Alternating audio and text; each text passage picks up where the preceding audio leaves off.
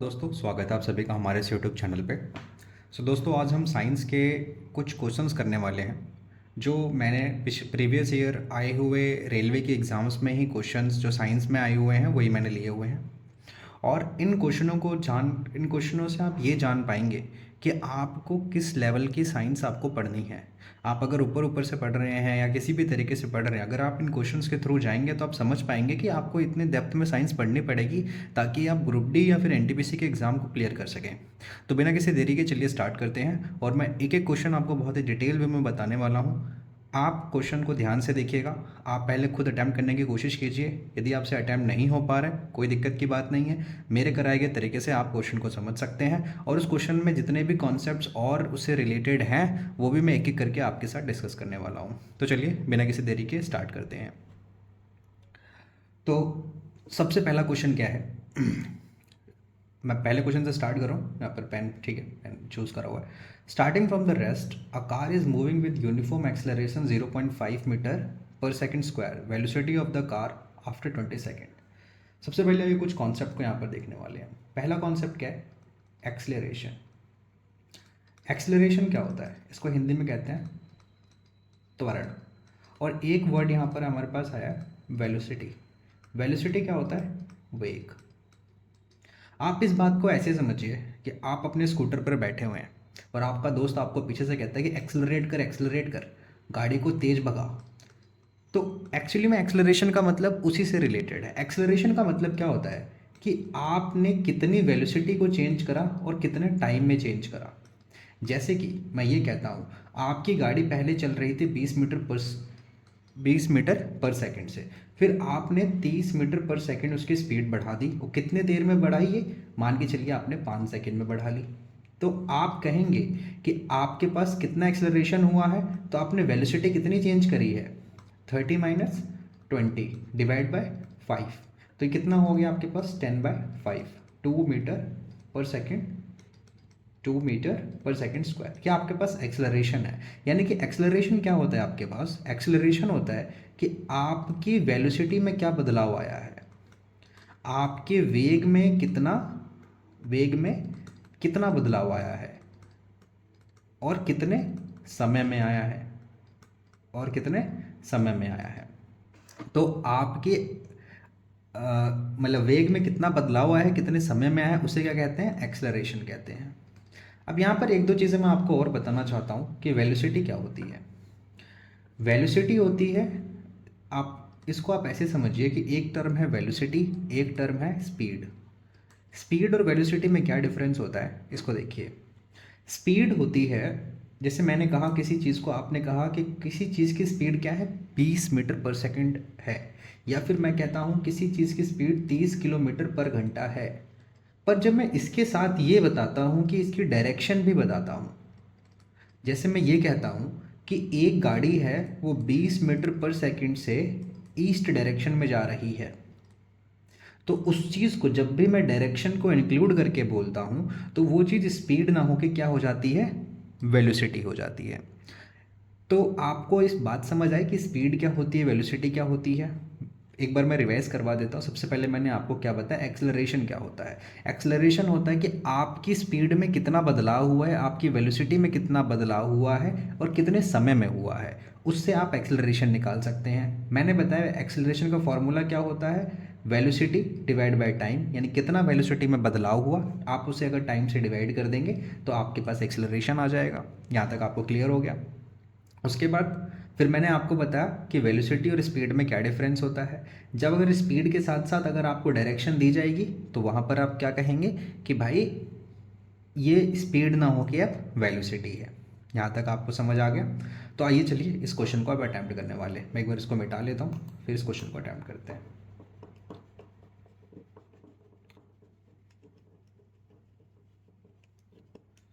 चलिए, तो आइए आप इस क्वेश्चन को अटैम्प्ट करते हैं और देखिए कितना इजी क्वेश्चन है।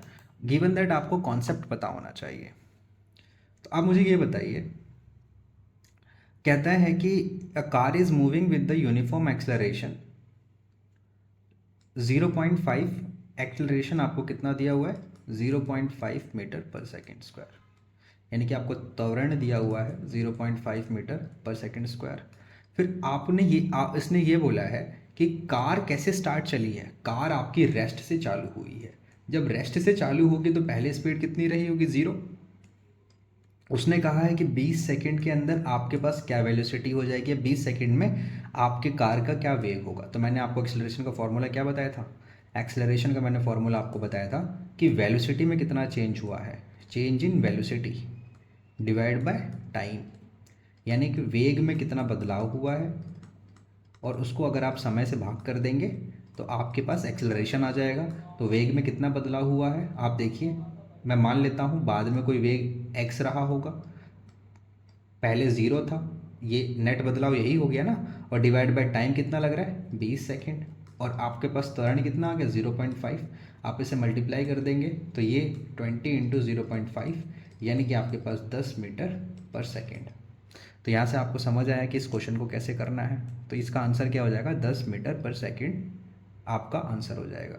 यहाँ पर एक दो चीज़ें आपको और समझ लेनी है, मैं आपको बता देता हूँ। देखिए, इसके लिए पेन चेंज कर लेते हैं। सबसे पहली चीज़ आपने ये देखनी है कि एक्सेलरेशन यानी कि त्वरण, इसकी जो एसआई मात्रक है वो क्या है, मीटर पर सेकंड स्क्वायर है। आप देख रहे हैं ना, यहाँ पे लिखा हुआ है acceleration 0.5 metre per second square, metre per second square. तो एक्सेलरेशन की जो यूनिट है वो कितनी है, मीटर पर सेकंड स्क्वायर है। वहीं पर वेलोसिटी की क्या है, मीटर पर सेकंड है। तो ये दो चीज़ें भी बहुत इंपॉर्टेंट थी, वो मैंने आपको बता दी। तो इस तरीके से हम आगे के क्वेश्चन करने वाले हैं। एक क्वेश्चन में 5 मिनट लग सकते हैं, पर विश्वास मानिए आपको इससे रिलेटेड सारी की सारी चीज़ें मैं क्लियर कराता हुआ चलूँगा। एक क्वेश्चन में आप उतना सीखेंगे जितना शायद आप आधा चैप्टर पढ़ के सीखेंगे। ठीक है, तो चलिए आगे कंटिन्यू करते हैं। आइए, अब नेक्स्ट क्वेश्चन है हमारे पास, which of the following is a consequence of atmospheric refraction. अच्छा, वायुमंडल अपवर्तन का परिणाम कौन सा है। सबसे पहले समझते हैं कि रिफ्रैक्शन क्या होता है। अब देखिए, रिफ्रैक्शन को हम आपको समझाते हैं। अपवर्तन क्या होता है, जैसे मान के चलिए कि ये आपके पास एक मीडियम 1 है और ये आपके पास मीडियम 2 है। मीडियम 1 मीडियम 2 का मतलब क्या है, जैसे ये कोई और चीज़ है, जैसे मान के चलिए ये आपके पास आप ऐसे मान लीजिए कि ये आपके पास एक ग्लास है, ऐसे पूरा ये एक कांच का कोई गिलास भरा हुआ है और ये सॉलिड है। ठीक है, तो ये हवा है। तो ये आपके पास क्या है, मीडियम 1 है और ये आपके पास मीडियम 2 है। तो जब लाइट आपके पास एक मीडियम से दूसरे मीडियम के अंदर एंटर करती है, ठीक है, जब एक लाइट एक मीडियम से, ये डायग्राम थोड़ा सा गलत बन गया, मैं दोबारा बना देता हूँ।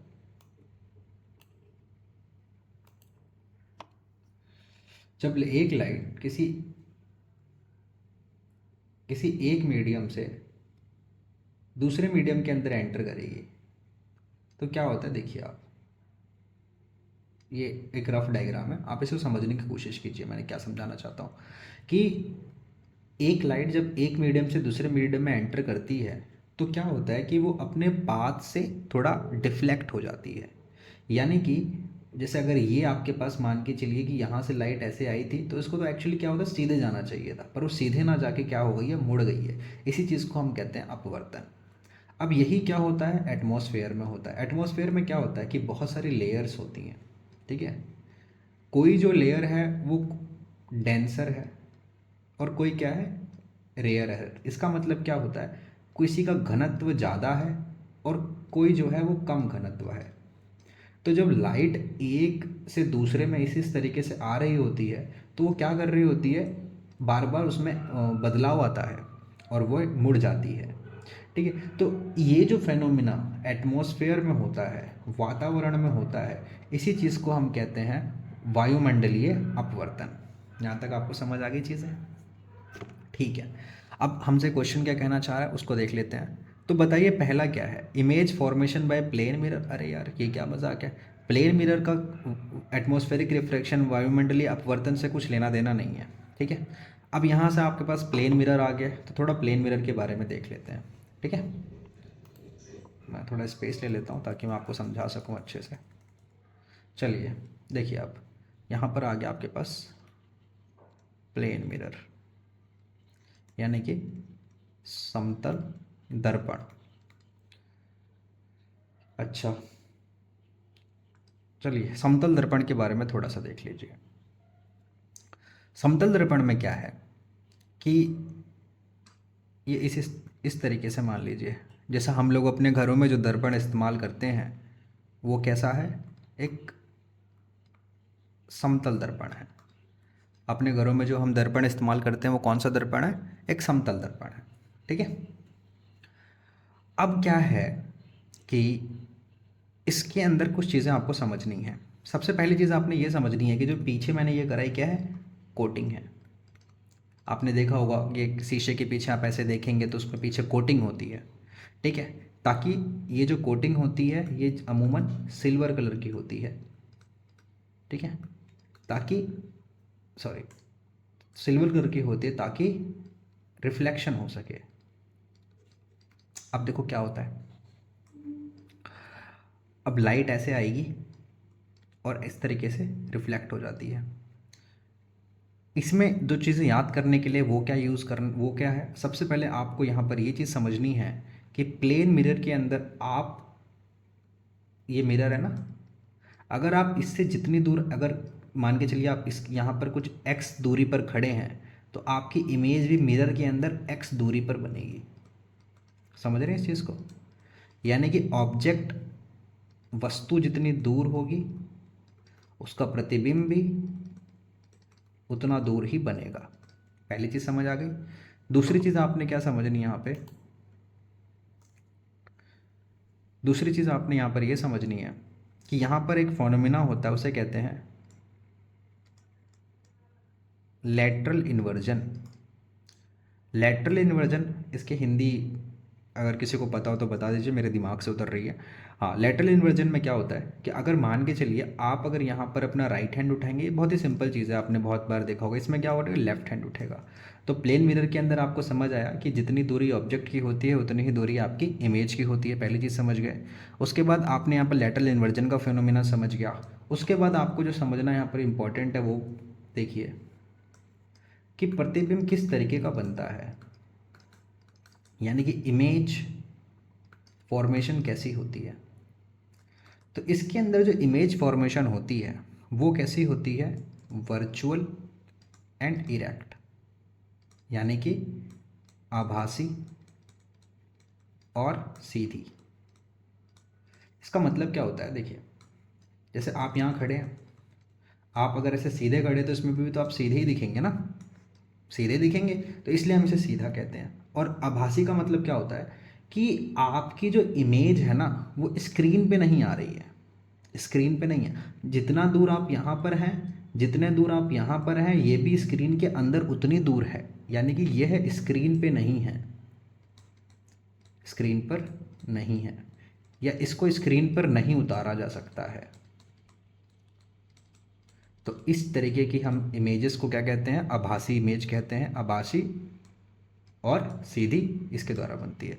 तो प्लेन मिरर आपको समझ आ गया, ठीक है। चलिए अब यहाँ पर एक नेक्स्ट हमारे पास क्वेश्चन, नेक्स्ट ऑप्शन था रेनबो का। रेनबो समझते हैं थोड़ा सा। आइए रेनबो में आपको बहुत ही बेहतरीन तरीके से समझाता हूँ। अच्छा, ये ठीक है। अब देखिए रेनबो में क्या होता है कि ये क्या होते हैं, रेन वाटर ड्रॉपलेट्स है, यानी कि बारिश की बूंदें हैं। गाना याद आ रहा होगा बारिश की बूंदों से। तो इसमें क्या होता है कि एक आप यहाँ पर क्या है, देखिए एयर है, यानी कि ये मीडियम एक है, और यहाँ क्या है, ये मीडियम टू है। यहाँ पे क्या होता है कि एक इस तरीके से आपके पास, ये इधर से हटा दीजिए, ये आपके पास सनलाइट जाएगी, यहाँ पर मीडियम चेंज हो गया। मीडियम चेंज होते ही क्या होगा, लाइट की रे में डिफ्लेक्शन आएगा, ये नहीं झुक मुड़ेगी। अब ये मुड़ेगी तो कैसे मुड़ेगी, सपोज कीजिए ये कुछ इस तरीके से मुड़ गई यहाँ पे, ठीक है। और जब ये यहाँ पे गई उसके बाद फिर से, क्योंकि यहाँ पर मीडियम चेंज हो रहा है, तो ये फिर से ऐसे इस तरीके से आ जाएगी।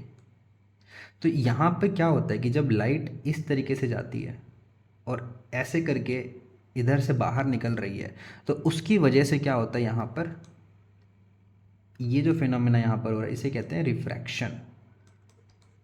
ठीक है, तो रेनबो कैसे बनता है, जब आपके पास इस तरीके से लाइट गई और यहाँ से बाहर निकल गई।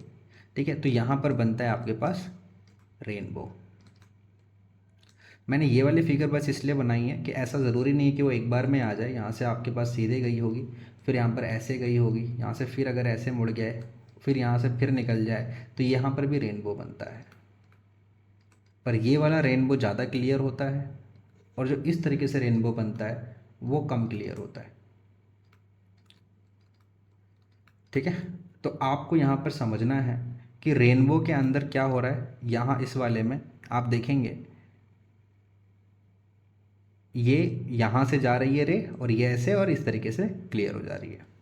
ठीक है, अब यहाँ पर एक और कौन सा कॉन्सेप्ट रह गया, हाँ, advance sunrise and delayed sunset, इसको समझ लेते हैं।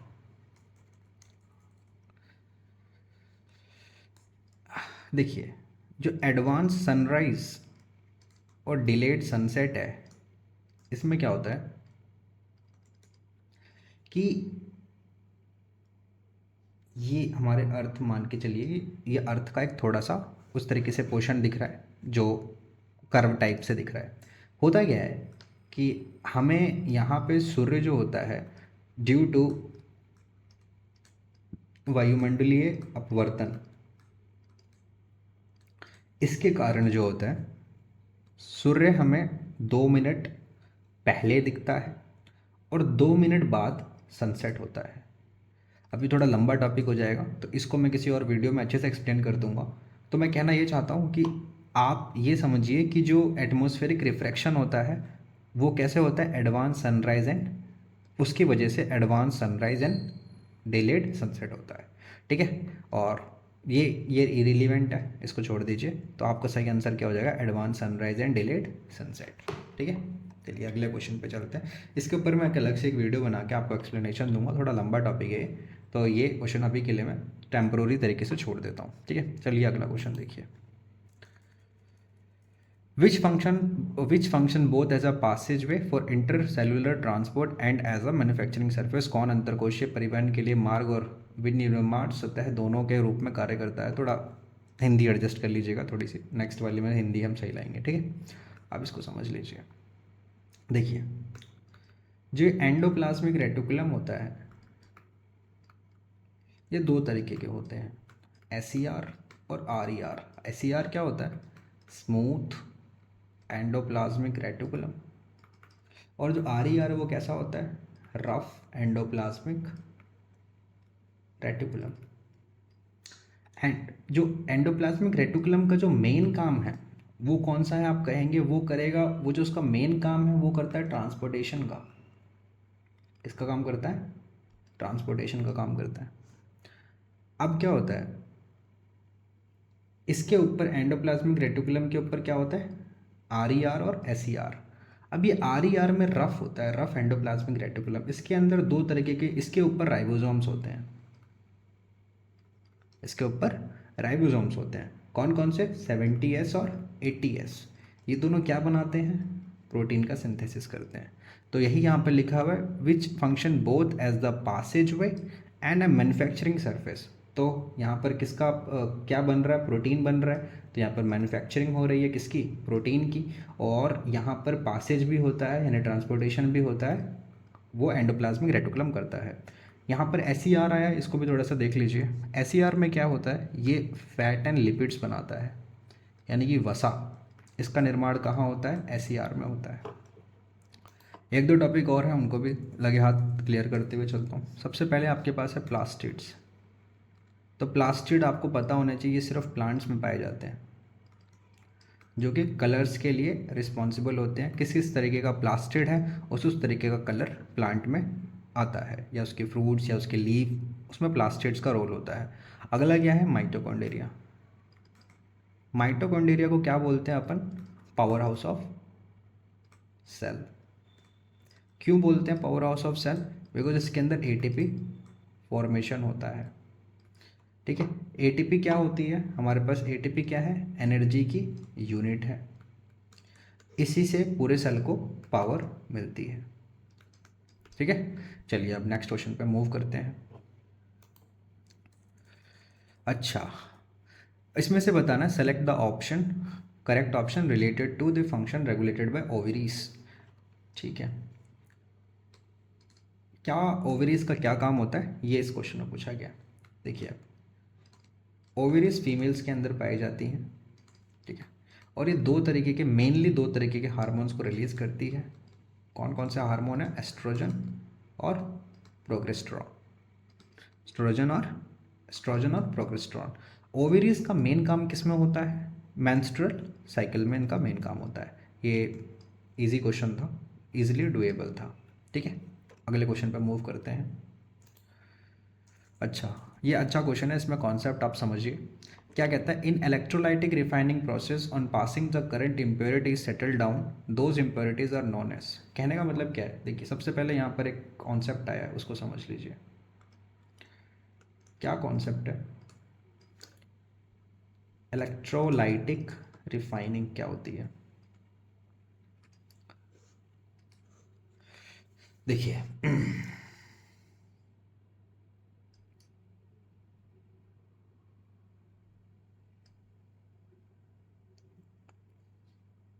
ठीक है, मान के चलिए ये एक टब है। ठीक है, इसमें क्या करेंगे हम? यहाँ पर एक एनोड लगाया, यहाँ पर ये कैथोड है, यानी कि ये पॉजिटिव चार्ज है और ये क्या है? नेगेटिव चार्ज है। सबसे पहले आप ये समझिए कि इलेक्ट्रोलाइटिक रिफाइनिंग का की डेफिनेशन क्या होता है। क्या देखो, क्या होता है कि बहुत सारे ऐसे मेटल्स होते हैं जिनको हमें रिफ़ाइन करना होता है। ठीक है, ये रिफ़ाइन करने के लिए इस्तेमाल किए जाने वाला एक प्रोसेस है, जिसके अंदर जैसे कि कॉपर जैसे एलिमेंट, ऐसे और भी एलिमेंट्स हैं जिनको हम रिफ़ाइन करते हैं। ठीक है, अब क्या करेंगे? जैसे हमारे पास ये एनोड है, एनोड क्या है? पॉजिटिव चार्ज है। कैथोड क्या है? नेगेटिव चार्ज है। अब इसके अंदर हम क्या करेंगे? एक बैटरी से इन्हें कनेक्ट कर देते हैं। ठीक है, यहाँ पर एक बैटरी लगा दी। इसके अंदर हमें जो मेटल को करना है प्योर, जिस तरीके का मेटल प्योर करना है, उसी का कोई सॉल्ट डालेंगे। जैसे इसमें कॉपर करना है तो हम क्या डालेंगे? कॉपर सल्फेट का हमने सॉल्यूशन डाल दिया। अब जो कैथोड होता है, यहाँ पर हम इस हर चीज़ को बड़े ध्यान से समझना। कैथोड पे हम क्या लगाएंगे? प्योर मेटल लगाते हैं। एनोड पे क्या लगाते हैं? इम्प्योर मेटल लगाते हैं। फिर हम बैटरी को चालू करेंगे। बैटरी को हम जैसे चालू करेंगे, क्या होगा कि यहाँ से जितना भी प्योर मेटल है वो यहाँ यहाँ जाके इकट्ठा होता रहेगा। ठीक है, एक्यूमुलेट्स, इकट्ठा होता है। और यहाँ पर क्या रह जाएगा आपके पास? जो इम्प्योरिटीज़ रह जाएंगी, यानी कि एनोड की इम्प्योरिटीज़ रह जाएंगी, यानी कि जो ख़राब चीज़ है। इसी चीज़ को हम कहते हैं एनोड मड, यानी कि एनोड मिट्टी। समझ आया आपको? अब एक बार दोबारा से आप इसको एक बार वीडियो को देख लीजिएगा, इस पोर्शन को देख लीजिएगा, आपको समझ आ जाएगा मैंने आपको क्या समझाने की कोशिश करी है। तो यहाँ पर सम क्वेश्चन क्या कह रहा था? Current impurities settle down and this impurities are known as. जो इम्प्योरिटीज उसको मैंने क्या बताया, क्या नाम दिया? एनोड मड, यानी कि यहाँ पर सही आंसर क्या होगा? एनोड मड होगा। ठीक है, अगला क्वेश्चन देखिए। With which of the following does the hydrophilic end of soap reacts? वाह, अच्छा है। देखिए, अब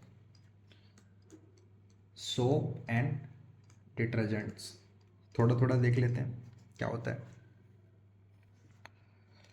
सबसे पहले यहाँ पर आप समझिए कि सोप क्या चीज़ है।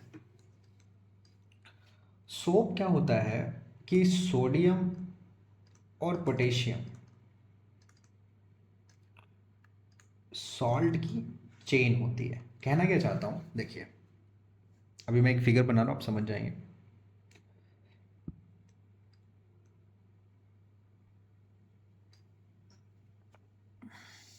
ठीक है, और यहाँ पर Na+K लिख दीजिए, सपोज कीजिए। अब देखो मैं क्या समझाना चाह रहा हूँ आपको। ये पोर्शन दिख रहा है, ये कार्बन की बहुत लंबी चेन है।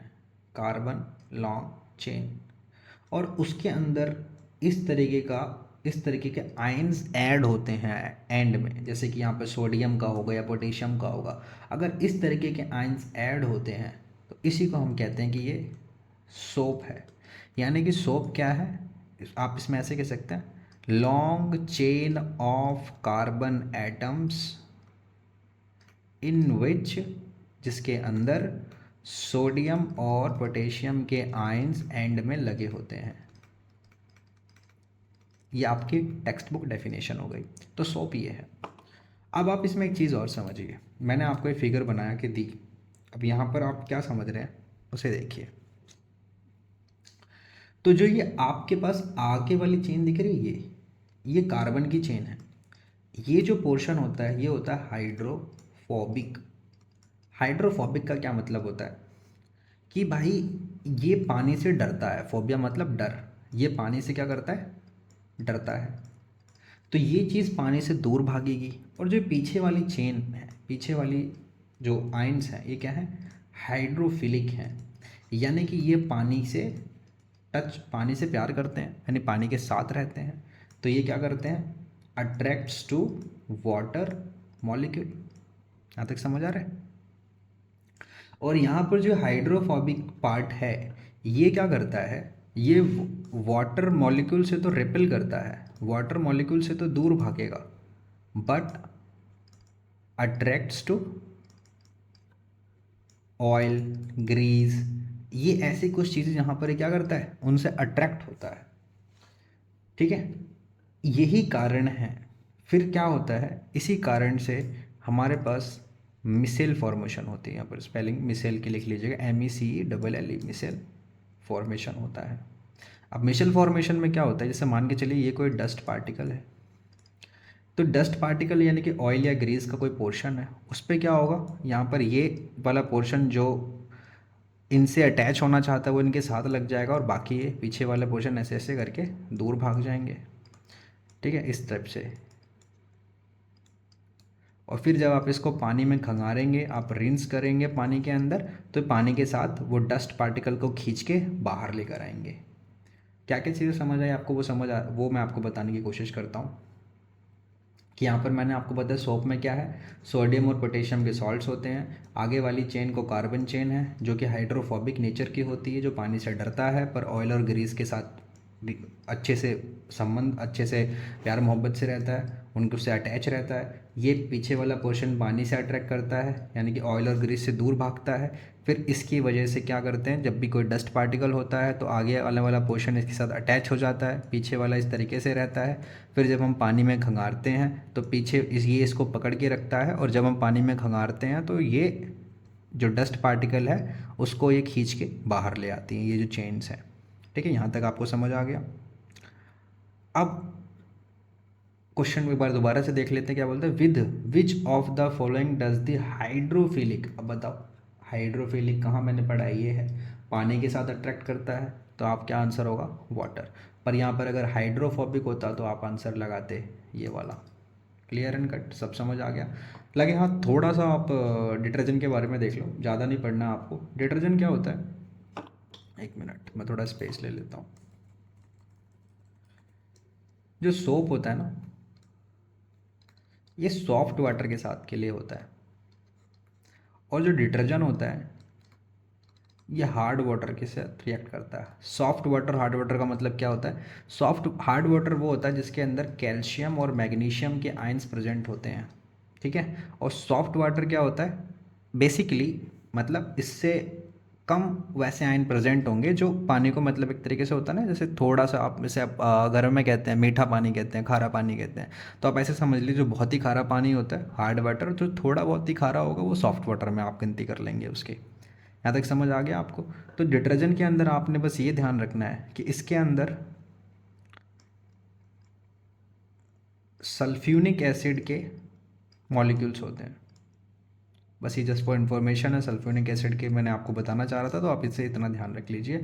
यहाँ पर हार्ड वाटर मैंने आपको बता दिया कि कैल्शियम और मैग्नीशियम होता है। सॉफ्ट वाटर क्या करता है, और सोप क्या होता है, सॉफ्ट वाटर के साथ रिएक्ट करता है, और डिटर्जेंट क्या होता है, हार्ड वाटर के लिए इस्तेमाल होता है। ठीक है, यहाँ तक क्लियर हो गया।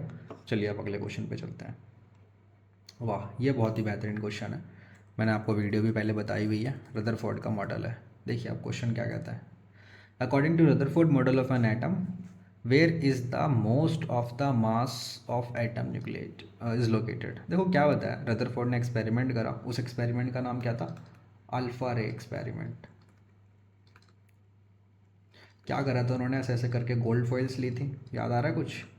फिर उसके अंदर मैं इस तरीके से उन्होंने अल्फ़ा रेस यहाँ से पास करी, और जब अल्फ़ा रेस पास करी तो उन्होंने देखा कि मैक्सिमम जो अल्फ़ा रेस थी वो इसमें से क्रॉस हो जाती हैं। तो जो मैक्सिमम अल्फ़ा रेज इसमें से क्रॉस हो जाती हैं, तो उससे उन्होंने क्या क्या चीज़ें बताई थी। पहली चीज़ तो ये बताई थी कि मैक्सिमम स्पेस जो होता है वो एटम के अंदर कैसा है, एम्प्टी है। फिर दूसरा उन्होंने बताया जो एटम का जो मास है वो किसमें है, सेंटर में लोकेटेड है। ये कुछ चीज़ें उन्होंने बताई थी। और उसी सेंटर के अंदर क्या है, कुछ एक पॉजिटिव पार्ट है जिनका नामकरण उन्होंने प्रोटॉन करा। तो सेंटर में अब एक्चुअली में क्या होता है, न्यूक्लियॉन होता है। इसके अंदर प्रोटॉन और प्लस में न्यूक्लियॉन मिलके साथ में रहते हैं। यहाँ तक समझ आया आपको। आप मुझे बताइए ऐसा कौन सा एलिमेंट है जिसके अंदर न्यूट्रॉन नहीं होता है। ठीक है, तो एक बार question, in the shells of the electrons, ये इरिलीवेंट है।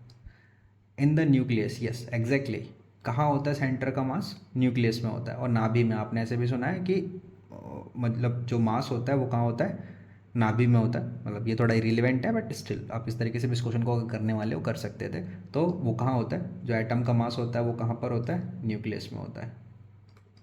Got it, clear. चलिए अगले। अच्छा ये थोड़ी सी चीज़ और देख लीजिए। इलेक्ट्रॉन की खोज करी थी किसने, जे थॉमसन ने।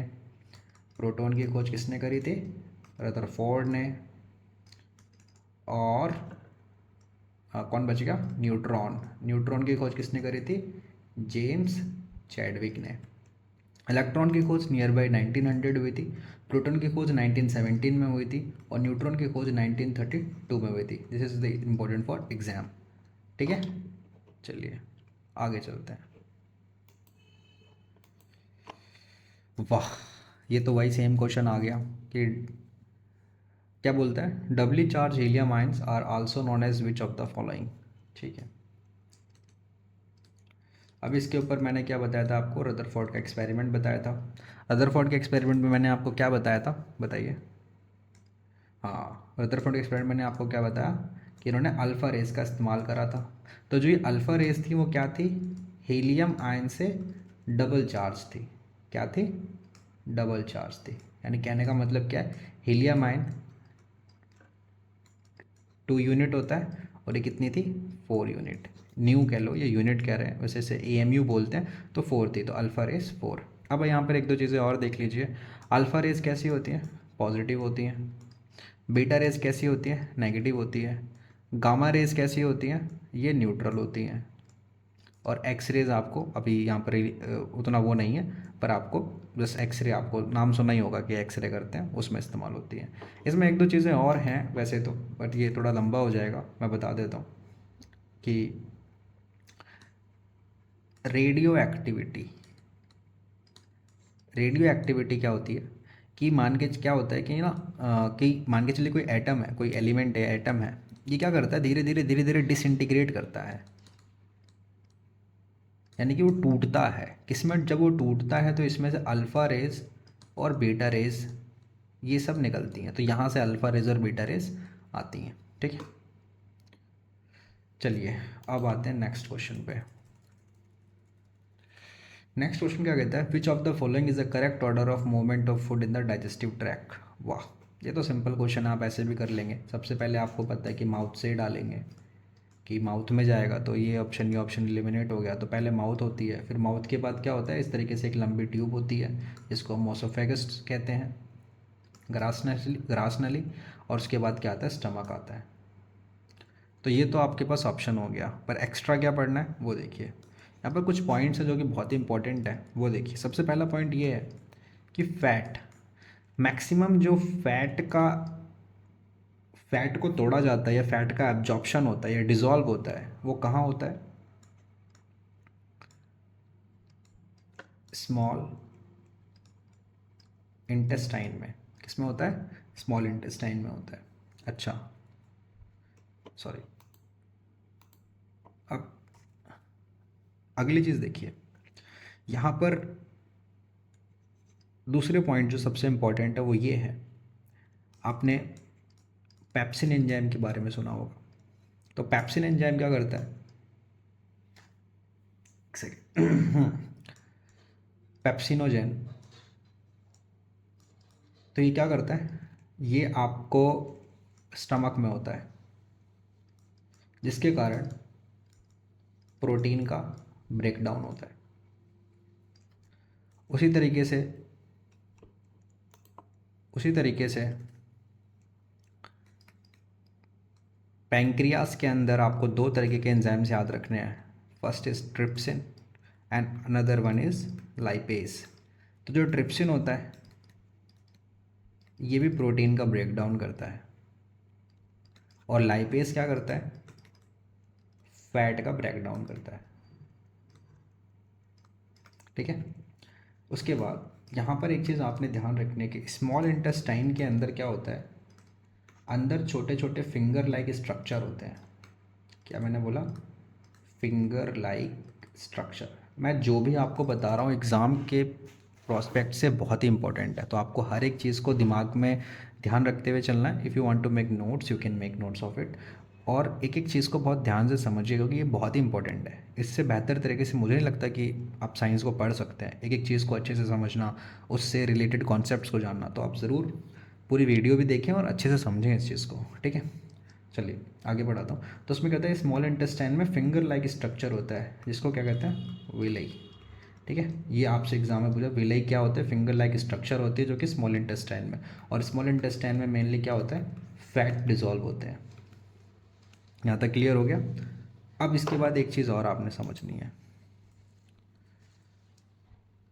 एग्ज़ाम में वैसे तो वो नहीं है बट ठीक है। स्मॉल इंटेस्टाइन जो होती है ये लॉन्गेस्ट पार्ट कह सकते हो आप डाइजेस्टिव सिस्टम का, अगर कुछ है डाइजेस्टिव सिस्टम में सबसे बड़ा कोई पार्ट है तो वो क्या है?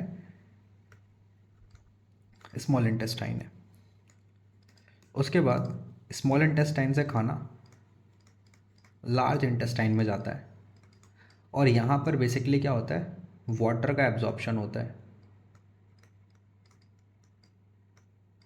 और इसके बाद एनएस से यानी कि गुदा से एक्सीट्रा बन के जो खाना होता है वो, मतलब जो भी रफेज मटेरियल होता है, ठीक है, वेस्ट, वो बॉडी से बाहर आ जाता है। ठीक है, तो ये इसमें से मेन मेन पॉइंट्स थे, तो आप इनको देखिएगा। चलिए ये न्यूमेरिकल आया हुआ है, इस क्वेश्चन को कर लेते हैं। अच्छा, क्या क्वेश्चन है? राम बाबू इज़ अंडर यूनिफॉर्म मोशन। सबसे पहले यहाँ पर कॉन्सेप्ट समझना है आपको, किसका? कि यूनिफॉर्म मोशन क्या होता है और नॉन यूनिफॉर्म मोशन क्या होता है। यानी कि समान गति क्या होती है और असमान गति क्या होती है। यूनिफॉर्म मोशन क्या होता है? जैसे मान के चलिए आप चल रहे हैं, ठीक है, आपने पहले 2 मिनट में, मिनट लिख देता हूँ यहाँ पे, मिनट है, ठीक है, मिनट, पहले 2 मिनट में आप 4 किलोमीटर चलते हैं। फिर उसके बाद जब आपकी घड़ी में 4 मिनट हो चुके हैं तब आप 8 किलोमीटर चलते हैं। फिर उसके बाद 6 मिनट हो चुके हैं, अब 12 किलोमीटर चलते हैं। फिर आप 8 मिनट में फिर से 16 किलोमीटर चलते हैं। तो आप यहाँ पर एक चीज़ समझ रहे हैं क्या?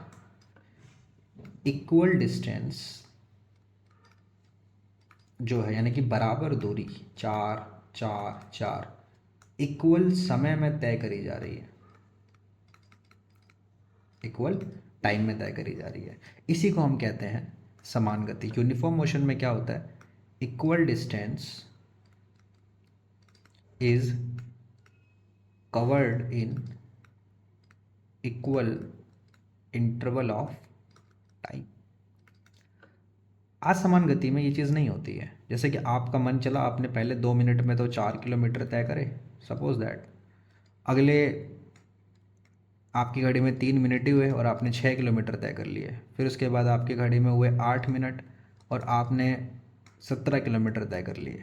तो यहाँ पर नॉन इक्वल डिस्टेंस, यानी या तो मतलब कि या तो डिस्टेंस या टाइम में से कोई भी चीज़ इक्वल या अनइक्वल हो सकती है, तो वो क्या हो जाएगा, असमान गति हो जाएगा। यहाँ तक आपको क्लियर हो गया? ठीक है, अब न्यूमेरिकल पे आ जाओ फटाफट से। न्यूमेरिकल क्या कर, अच्छा एक चीज़ और, चलिए वो थोड़ा वो बाद में कुछ क्वेश्चन आएगा तो मैं बता दूँ। अब न्यूमेरिकल देख लेते हैं कि भाई ये राम बाबू जी एक आदमी है, ठीक है, वो यूनिफॉर्म मोशन के अंदर चल रहे हैं। यूनिफॉर्म मोशन आपको समझा दिया मैंने।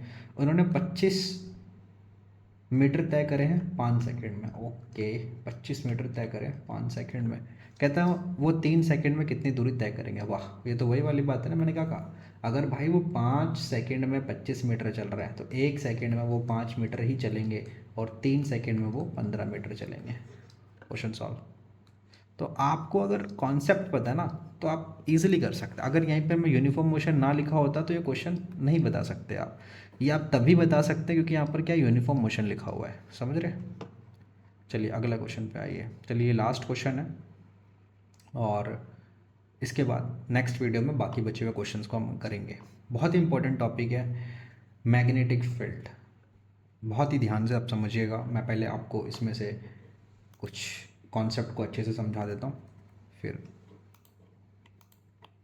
चलते हैं। सबसे पहले मैग्नेटिक फील्ड क्या चीज़ है इसको समझ लीजिए।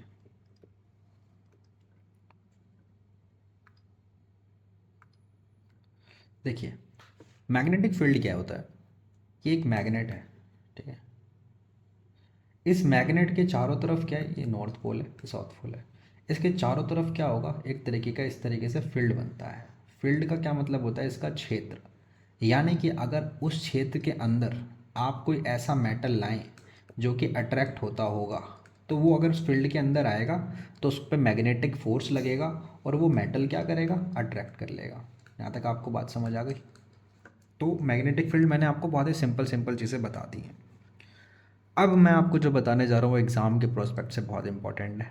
आप ऐसे समझिए, मैंने आपको ये डायग्राम बनाया है इस तरीके से। मैग्नेटिक फील्ड यहाँ से स्टार्ट होती हैं और साउथ पोल पे जाके ख़त्म होती हैं। यहाँ से स्टार्ट हो रही है, साउथ पोल पे जाके ख़त्म हो रही है। इस टाइप से चल रही हैं। चलिए पहला चीज़ आप यहाँ पर ये समझिए कि मैग्नेटिक फील्ड जो होती हैं rises from north and ends at south पोल।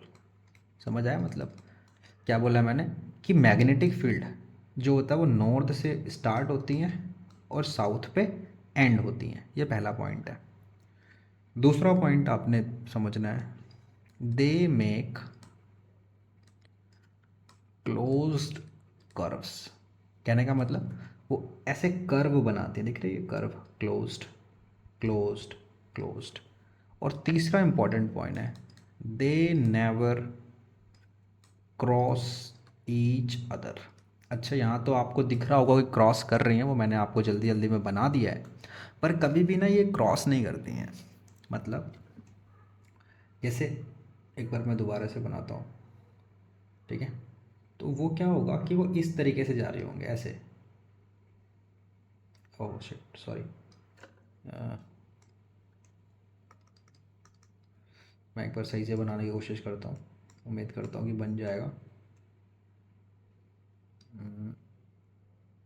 ऐसे ऐसे, ठीक है, वो कहीं पर क्रॉस नहीं करती हैं। अब आप सोच रहे होंगे क्रॉस क्यों नहीं करती है। देखो क्रॉस इसलिए नहीं करती है ना, एक्चुअली क्या होता है कि मैग्नेटिक, ये थोड़ा सा टॉपिक से उठकर है, पर आप समझना चाह रहे हैं तो मैं समझा देता हूँ। क्या होता है कि मैग्नेटिक फील्ड क्या होता है, उसकी एक डायरेक्शन होती है।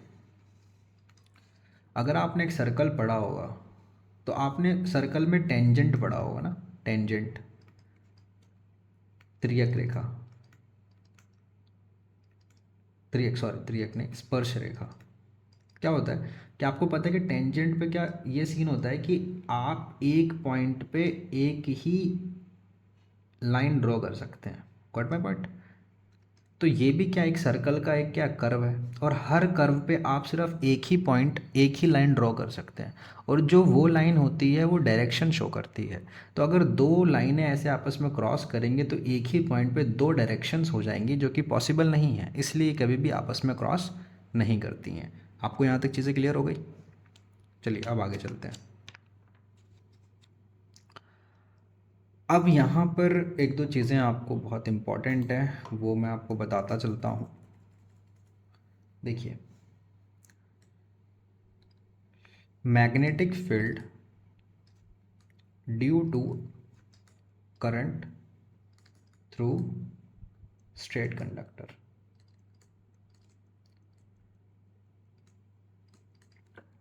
इसका क्या मतलब है आप इसे समझ लिए मैं क्या समझाना चाह रहा हूँ। देखिए, अगर मान के चलिए कोई ये वायर है और इस वायर में कोई करंट जा रहा है ऐसे, ठीक है। अब मैं आपसे कहता हूँ कि आपको बताना कि इसका मैग्नेटिक फील्ड कैसा बन रहा होगा, तो आप क्या करेंगे, यहाँ पर एक रूल लगता है जिसे कहते हैं राइट हैंड थंब रूल। आप अपना राइट हैंड लीजिए, राइट हैंड का थंब इसके डायरेक्शन में कीजिए, ठीक है। और आप देखेंगे कि आपकी जो उंगलियां हैं वो कुछ ऐसे आ रही होंगी, इधर ऐसे करके पीछे की ओर से ऐसे। तो जो आपकी उंगलियां हैं ना वो डायरेक्शन बता रही हैं, जो आपकी उंगली है वो क्या बता रही है, डायरेक्शन। यानी कि थंब जो होता है, अगर आप उसको करंट की दिशा में कर दें तो जो फिंगर्स है वो क्या बताएंगे आपको पास, डायरेक्शन बताएंगे। यानी कि इस वायर में क्या सीन हो रहा है कि अगर करंट ऐसा जा रहा है तो मैग्नेटिक फील्ड जो जनरेट हो रहा होगा वो इस डायरेक्शन में इस तरीके से हो रहा होगा। ठीक है, यहाँ तक आपको समझ आया। अब जो क्वेश्चन था उसके ऊपर आ जाओ, थोड़ा सा उसको समझ लेते हैं, ठीक है। वो काफ़ी अच्छा है, उसमें आपको समझने के लिए सबसे पहले थोड़ा सा सोलोनॉइड समझना पड़ेगा। सोलोनॉइड क्या होता है कि जैसे ये स्ट्रेट वायर है ना, स्ट्रेट वायर छोड़ के हम क्या करेंगे, मल्टीपल ऐसे सर्कुलर वायर बनाएंगे ये, ठीक है। और हम यहाँ पर क्या करेंगे, एक बैटरी के साथ इसे कनेक्ट कर देते हैं। जब यहाँ से करंट जाएगा तो ये जो हर एक सर्कल बन रहा है ना, ये एक इंडिविजुअल, सॉरी ये कहाँ चला गया पता नहीं, मैं दोबारा से ड्रॉ कर देता हूँ। तो जो हर एक वायर बन रहा है इसमें से करंट जाएगा, और हर एक जो सर्कल है, ठीक है, हर एक जो टर्न है, ठीक है, वो इंडिविजुअली एक मैग्नेट की तरह काम करती है। यहाँ पर टर्न जितने ज़्यादा होंगे, नंबर ऑफ टर्न्स जितने ज़्यादा होंगे उतना ज़्यादा इसका मैग्नेटिक फील्ड स्ट्रांग होगा। समझ रहे हैं? यानी कि जितने ज़्यादा इसके कर्व, जितने ज़्यादा इसके टर्न्स होंगे उतने ज़्यादा ही इसके मैग्नेटिक फील्ड स्ट्रांग रहेगा। यहाँ पर एक दो चीज़ें आपको मैं बस डायरेक्टली बता देता हूँ। आपको ये भी ध्यान रखना है कि जो अंदर, यानी कि जो इसके अंदर वाला पोर्शन है, ये दिख रहा है, ये अंदर, ठीक है। आप इसको ऐसे समझ लीजिए कि कुछ इस तरीके से होता है। ये एक आयरन है, सॉफ्ट आयरन होगा, और इसके ऊपर इस तरीके से वायर को गोल गोल करके लगा देते हैं। यहाँ पर एक बैटरी लगा देंगे और यहाँ से जब करंट भेजेंगे तो मैग्नेट की तरह काम करेगा। तो इसके अंदर, यानी कि सोलेनॉइड के अंदर जो मैग्नेटिक फील्ड रहता है, यानी कि चुंबकीय क्षेत्र, ये कैसा होता है, एक समान होता है। कैसा होता है, एक समान, यानी कि यूनिफॉर्म होता है। बाहर ये मैग्नेटिक फील्ड बहुत ही वीक होती है या फिर ज़ीरो होती है। यहाँ तक समझ आया? चलिए एक बार क्वेश्चन देख लेते हैं। क्वेश्चन क्या था, हमने काफ़ी चीज़ें पढ़ ली हैं इसके बारे में। क्वेश्चन क्या कहता है, consider the magnetic field produced by current carrying solenoid. एक सोलोनॉइड से करंट जा रहा है, तो आपसे पूछा गया कि कौन सा स्टेटमेंट करेक्ट है। पहला, the strength of the magnetic field increases if we increase the number of turns. Exactly, ये सही चीज़ है। इसने इनकरेक्ट पूछा है ना, हाँ ठीक है, ये सही है। मैंने आपको पहले बताया कि अगर आप उसके नंबर ऑफ घुमावों की संख्या को बढ़ा देते हैं तो चुंबकीय शक्ति बढ़ जाती है। फिर the solenoid act in a way as similar to bar magnet. Exactly, क्या होता है कि जैसे ये मैग्नेट है ना, यहाँ से वायर, यहाँ से जा रहा होगा करंट, तो ये नॉर्थ पोल की तरह काम करेगा, ये साउथ पोल की तरह काम करता है। यानी एक पोल नॉर्थ की तरह, एक पोल साउथ की तरह। बार मैग्नेट में भी तो यही है, ये बार मैग्नेट है, ठीक है। एक नॉर्थ पोल होता है और एक साउथ पोल होता है, ठीक है। तो बार मैग्नेट की तरह काम करता है, एग्जैक्टली बार मैग्नेट की तरह काम करता है। तो ये स्टेटमेंट भी आपकी एकदम सही होगा। Magnetic field near the centre of the long solenoid is nearly constant. Exactly सही बात है, मैंने आपको बताया कि अंदर कैसा होता है, जो मैग्नेटिक फील्ड रहेगा वो कैसा रहता है, कांस्टेंट होता है, ठीक है। चुंबकीय जो क्षेत्रफल होता है अंदर वो एक समान होता है। अगला क्या है, the magnitude of the magnetic field outside but close to the solenoid is extreme. एकदम गलत है, मैंने आपको पहले बताया कि सोलेनोइड के बाहर क्या है, या तो वीक होगा या फिर ज़ीरो होगा। बाहर कोई भी मैग्नेटिक फील्ड नहीं होता है, सिर्फ अंदर होता है, ठीक है। तो ये स्टेटमेंट गलत हो जाएगा। तो ये है इस वीडियो का एंड दोस्तों, ठीक है। मैं आपके साथ थोड़ी सी इन्फॉर्मेशन शेयर करना चाहता हूँ, तो आप एक बार वो देख लीजिए। तो देखिए इस तरीके से ना हम करके क्वेश्चंस की सीरीज़ भी स्टार्ट करेंगे। मैं एनसीईआरटी भी आपको कराए जा रहा हूँ साथ में। अब जो मैंने ये सारे कॉन्सेप्ट आपको बताए हैं ना, वो सारे के सारे कॉन्सेप्ट एनसीईआरटी बेस्ड हैं। एग्ज़ाम में आपको इस तरीके से पढ़ना पड़ेगा, चीज़ों को समझना पड़ेगा, तभी जाके आप एग्ज़ाम में क्वेश्चनों को कर पाएंगे, ठीक है। साइंस आपको इस तरीके से पढ़नी चाहिए ताकि आपको समझ आए कि अगर एग्ज़ाम में इससे रिलेटेड क्वेश्चन आता है तो मैं कैसे कर सकता हूँ। वो सब मैं कोशिश करूँगा कि मैं आपको अच्छे से अच्छे तरीके से वो चीज़ें समझा सकूँ, बता सकूँ। और आप मेरे से टेलीग्राम पे जुड़ सकते हैं, ठीक है। टेलीग्राम चैनल है हमारे पास, एग्ज़ाम एक्सप्रेस स्पेशल। आप यहाँ से जुड़ सकते हैं। पीडीएफ भी आपको इसमें मिला करेगी। ये रोज़ टारगेट्स आपको मिलते हैं इस ग्रुप में। आपके पास कोई डाउट है तो आप मेरे व्हाट्सएप नंबर, इस पे भी आप मुझे मैसेज कर सकते हैं। कोई पर्सनल क्वेरी है तो आप इस नंबर पे मेरे को मैसेज करें, मैं आपको उसको सॉल्व करूँगा। देखो ये मेरा नया नया स्टेज है, मैंने पढ़ाना स्टार्ट करा है अभी इस पे, और मैंने खुद एग्ज़ाम्स निकाले हैं, तो मेरे को थोड़ा पता है कि आपको पढ़ना किस तरीके से है, ठीक है। मैं उम्मीद करता हूँ आपको ये वीडियो पसंद आई होगी, मेरे समझाने का तरीका आपको पसंद आया होगा। थोड़ा वॉइस का इशू है, कोई भी इशू है तो आप प्लीज़ कमेंट बॉक्स में ज़रूर बताइए। आपका जो कमेंट है, आपका जो फीडबैक है वो मेरे लिए बहुत इंपॉर्टेंट है। उससे मुझे पता लगेगा कि मुझे मुझे कौन कौन से चेंजेस करने हैं ताकि मैं आप लोगों से अच्छे से कनेक्ट कर पाऊँ। Got it. और कोई भी चीज़ है, कोई भी डाउट आप कमेंट सेक्शन में लिख दीजिए, मेरे को मैसेज कर दीजिए व्हाट्सएप पे या टेलीग्राम पे भी मेरे को मैसेज कर सकते हैं आप, ठीक है।